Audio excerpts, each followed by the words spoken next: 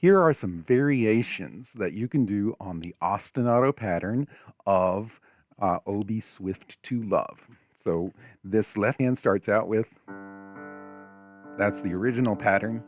So you can double that G with your left hand, and then you can double the D with your right hand and go 1 and 2 and 3 and 4 and 1 and 2 and 3 and 4 and that makes it sound a lot more exciting. It just gets bigger and louder.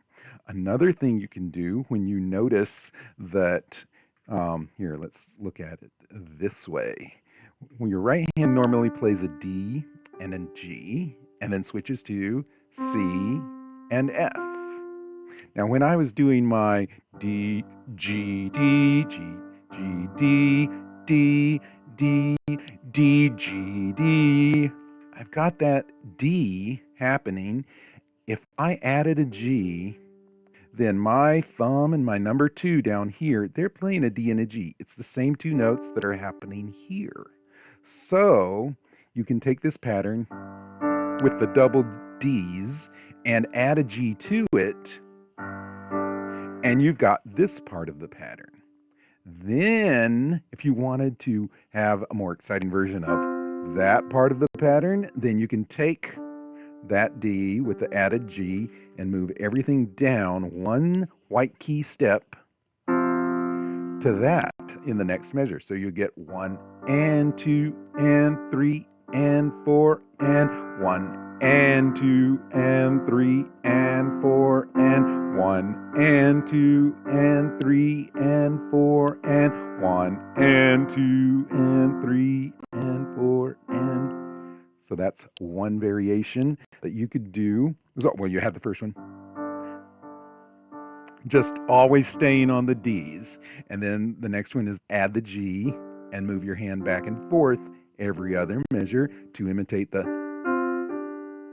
Now, the next thing you could do is take the D and the G and invert them. So you'd take the D and move it up above the G. So that's an inversion of the original pattern. So now you've got G and D up here.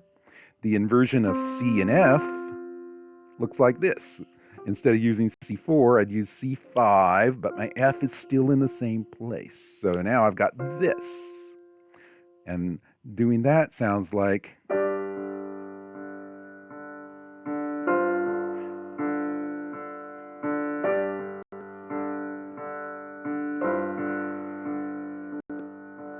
And now, when I take that inversion idea and do it again, I'd take this G that's under the C5 and I'd put it above the C5. So now I've got the D and the G in the original shape, but an octave higher than the original place. So then I can go.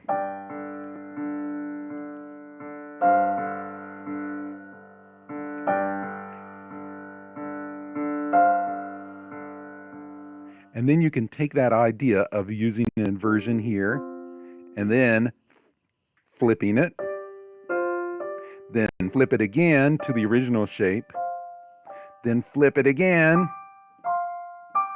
then flip it again. You're back at the original shape, but now 2 octaves higher.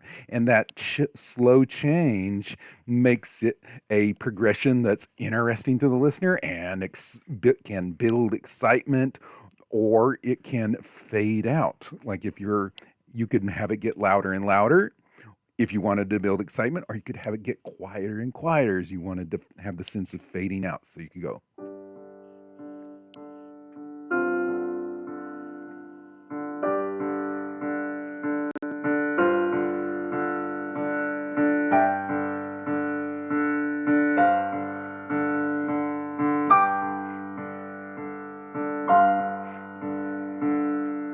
And then you could, I'm going to try the fade out now.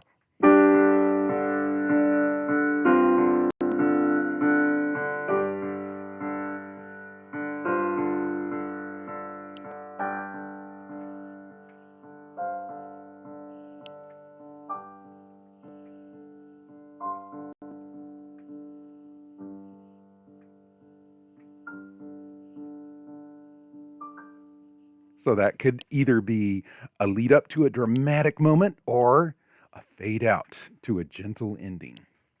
All right, enjoy those variations.